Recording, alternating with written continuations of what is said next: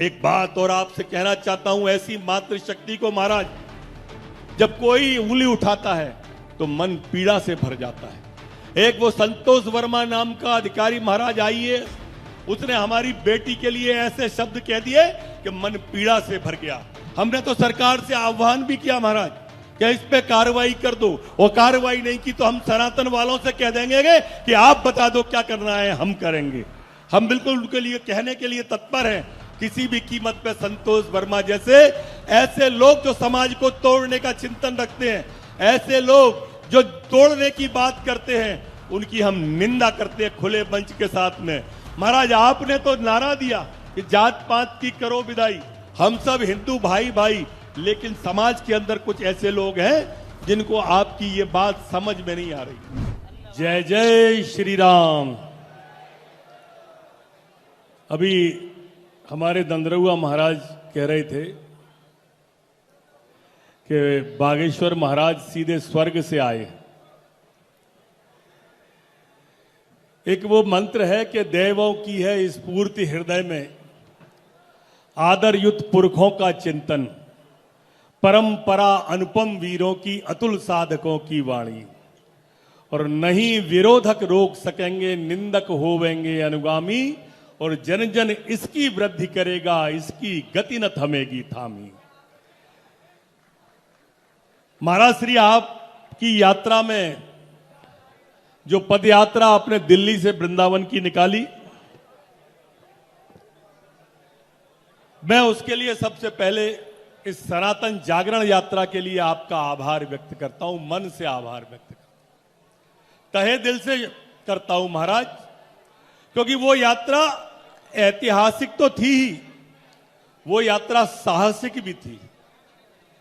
ऐतिहासिक इसलिए थी कि इतनी लंबी पदयात्रा में इतने लाखों लोग एक साथ पैदल चलते मैंने अपने राजनीतिक जीवन में किसी के साथ नहीं देखे जो आपके साथ देखे।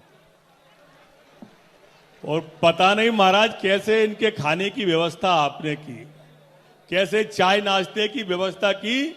मैं तो जाता चला सड़क पे भगवा ही भगवा दिख रहा था।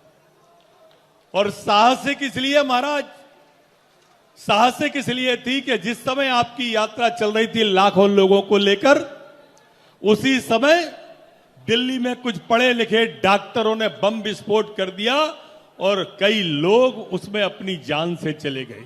कई लोग कराल काल के गाल में समा गए। सुरक्षा एजेंसियां चिंतित थी कि बागेश्वर महाराज के साथ लाखों चल रहे हैं, लेकिन आपका वो मतवालापन, सनातन के लिए वो दीवानापन, ईश्वर के लिए वो हिम्मत वालापन ऐसा था जैसा आजादी के वक्त में हमारे शहीद गीत गाते चलते थे, मेरा रंग दे बसंती चोला, इस चोले को पहन शिवाजी खेले अपनी जान पर, जिसे पहन झांसी की रानी मर गई उसमें, और आज उसी को पहन के लिखना हनुमत मस्तों का टोला। ऐसा टोला आपका महाराज था, देखते ही बनता था। वो बम विस्फोट के बाद में पूरी एजेंसियां सिर गई थी महाराज। एक व्हाट्सएप पे उस बम विस्फोट वालों के लिए एक व्यंग्य था, उसमें लिखा था कि ये अनपढ़ हो तो जनसंख्या विस्फोट करें और पढ़ लिख जाएं तो बम विस्फोट करें। दोनों स्थिति में ही खतरनाक हैं ये लोग, जितने के जितने ये लोग हैं महाराज। मजहब, दौलत, जात, घराना, सरहद, गैरत, खुददारी और एक मोहब्बत की चादर को कितने चूहे कुतर रहे। आपने सबको आह्वान किया था, आपने किसी के मना नहीं किया था यात्रा में आने के लिए, न किसी जाति को, न किसी पंथ को, न किसी पार्टी को, न किसी धर्म को। लेकिन उसके बावजूद भी लोगों को पीड़ा तो होती है ना महाराज। हम किसी धर्म का आपने विरोध नहीं किया। हमारा सनातन तो वैसे भी महाराज सभी धर्मों का आदत करता है। हम रहीम की पूजा करते हैं, जो रहीम कहता था कि धूर लेत सर पे धरो कह रहीम के ही काज, और जेही रज मुंड पत्नी तजी त्यही ढूंढे गजराज। हम रसखान के भी पुजारी हैं, जो रसखान कहता था कि मानुस हो तो वही रसखान बसो, ब्रज गोकुल गांव के ग्वालन बीच, हम उस रसखान के पुजारी हैं। लेकिन हम उनके विरोधी हैं जो भारत में रहकर पाकिस्तान जिंदाबाद के नारे लगाते हैं। हमारा सनातन उसका विरोध करता है। हम लोग उसका विरोध करते हैं। ऐसे लोग हमें कतई भी पसंद नहीं है जो इस देश में खाएं और गीत दूसरे देश के गाएं। महाराज, आप सब अच्छी तरह से जानते हो कि यहां पर मेरे शिवपुरी वालों, मेरे भाइयों बहनों, संत का आगाज पूरी मंच भरी पड़ी है संत। और संत का आना और बसंत का आना ये एक सा होता है। जब बसंत आता है तो वृक्षों में नई कोंपलें आती हैं, नई पत्तियां आती हैं, और जब संत हमारे बीच में आते हैं तो नए संस्कार आते हैं और नई संस्कृति हमारे बीच में आती है।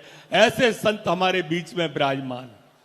आज भारत के अंदर नहीं, पूरे विश्व के अंदर बागेश्वर महाराज का पूरा परचम भगवा ध्वज लहरा रहा है।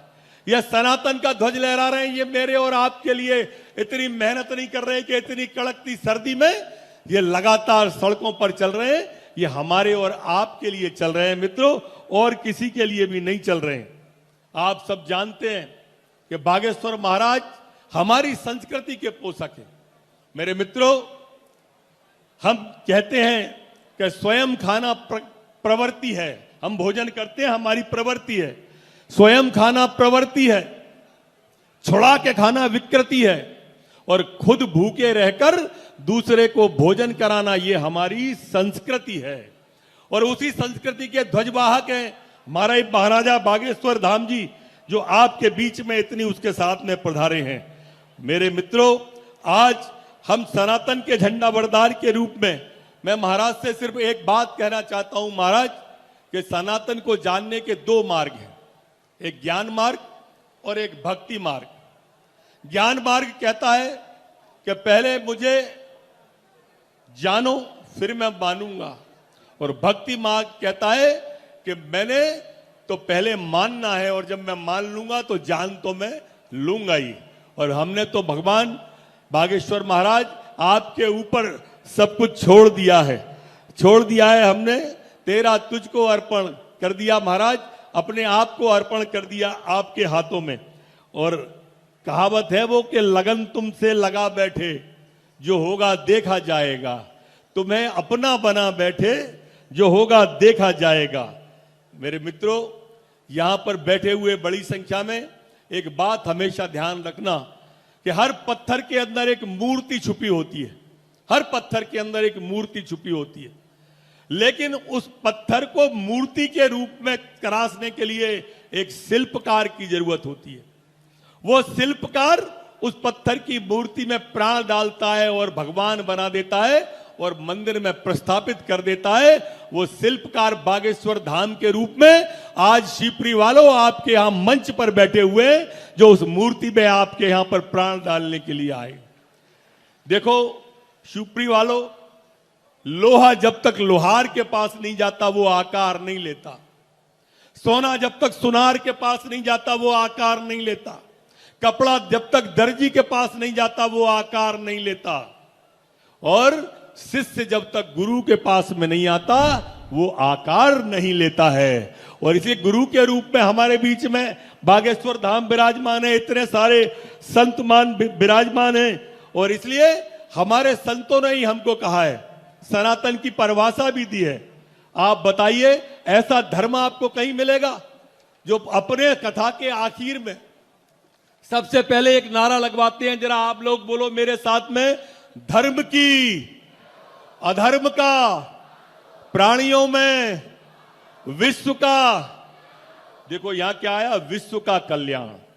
और किसी धर्म में विश्व के कल्याण की बात नहीं आई, सिर्फ हमारे धर्म में आई है। और हमारे गुरु जितने संत बैठे हैं रोज बुलवाते, रोज मंदिरों में एक ही आवाज आती है, सर्वे भवन्तु सुखना, सर्वे संतु निरामया, सर्वे भद्राणु पश्यन्ति, मां कश्चित दुख भाग भवेत।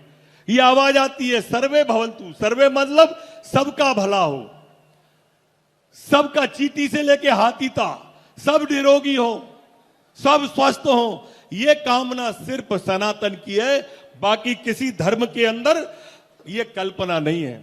इतनी बड़ी संख्या में महाराज यहां पर मातृ शक्ति बैठी हुई है, माता बहनें बैठी हुई हैं, खचाखच भरी हुई है, पीछे तक माता बहनों का पंडाल। ये एकमात्र सनातनी ऐसा धर्म है मेरी बहनों, मेरी माताओं, मेरी बेटियों, जहां नारी की पूजा होती है। हम वो लोग हैं जो पृथ्वी को माता मानते हैं, पृथ्वी को माता, क्योंकि हम मानते हैं कि ये वो पृथ्वी है जिसमें घुटनुओं चलकर भगवान कृष्ण ने यहां की मट्टी को अपनी जीभ से चाका है। इसलिए हम भारत को माता कहते हैं। विश्व में किसी देश को कोई माता नहीं कहता, सिर्फ हमारे यहां पर कहते हैं। आपने सुना हो कहीं पाकिस्तान भाई, बांग्लादेश ब्रदर, होलू लोलू माता, कहीं सुनी आपने? कभी नहीं सुनी होगी। ये सिर्फ हमारा देश है, हमारा देश है जो कहता है कि अगर तुम्हें ताकत चाहिए तो दुर्गा जी के पास जाओ, अगर तुमको विद्या चाहिए तो सरस्वती जी के पास जाओ, अगर तुमको लक्ष्मी चाहिए, पैसा चाहिए तो लक्ष्मी जी के पास जाओ। ये हमने अपनी ताकत के रूप में स्थापित देवियों को किया है, मां को किया है। हमने धरती को मां माना, हमने गंगा को मां माना है, हम वृक्षों की पूजा करते हैं। ये सिर्फ सनातन में है। और मैं मानता हूं कि अगर मां की सेवा की, मैया की सेवा कर ली, ईश्वर सब जगह नहीं पहुंच सकता था, इसलिए उसने मां को बनाया है।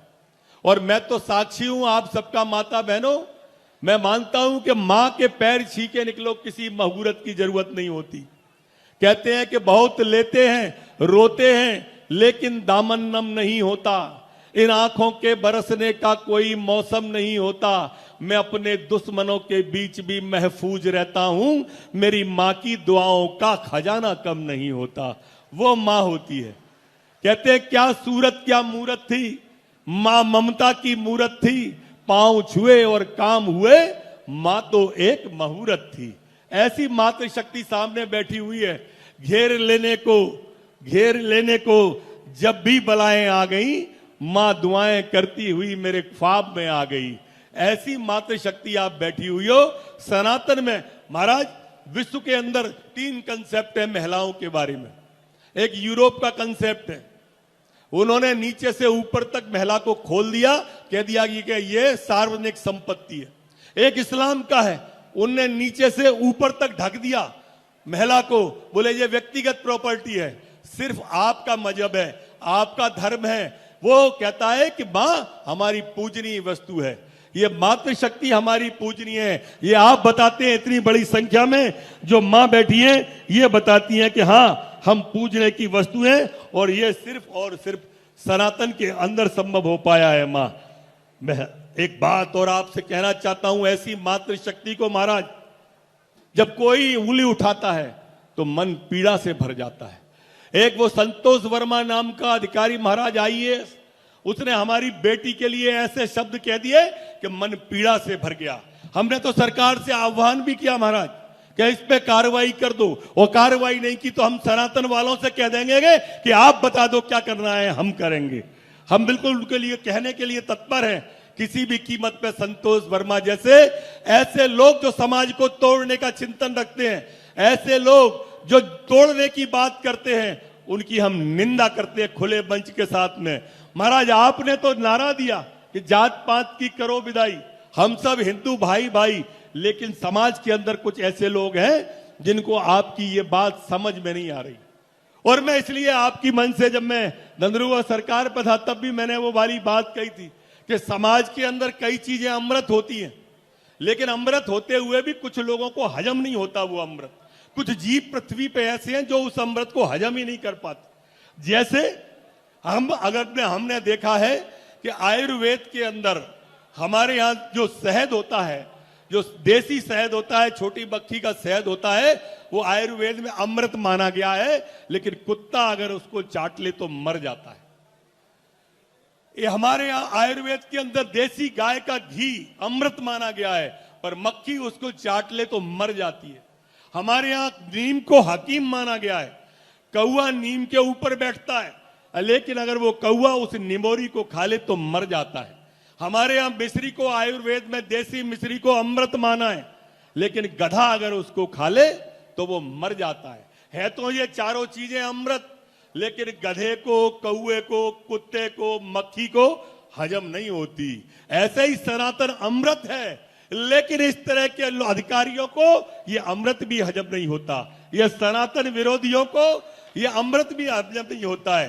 मेरे आप सब इतनी बड़ी दूरदृष्टि, दूर तक मुझे एकदम महाकुंभ शिवपुरी के अंदर मिनी कुंभ जो बागेश्वर महाराज ने लगा दिया है, चारों तरफ नरमुंड ही नरमुंड दिखाई दे रहे हैं, चारों तरफ भक्तों का मेला ही मेला दिखाई दे रहा है, हनुमत भक्तों का टोला दिखाई दे रहा है। महाराज आप तो अद्भुत है और जितनी आपकी तारीफ की जाए कम है।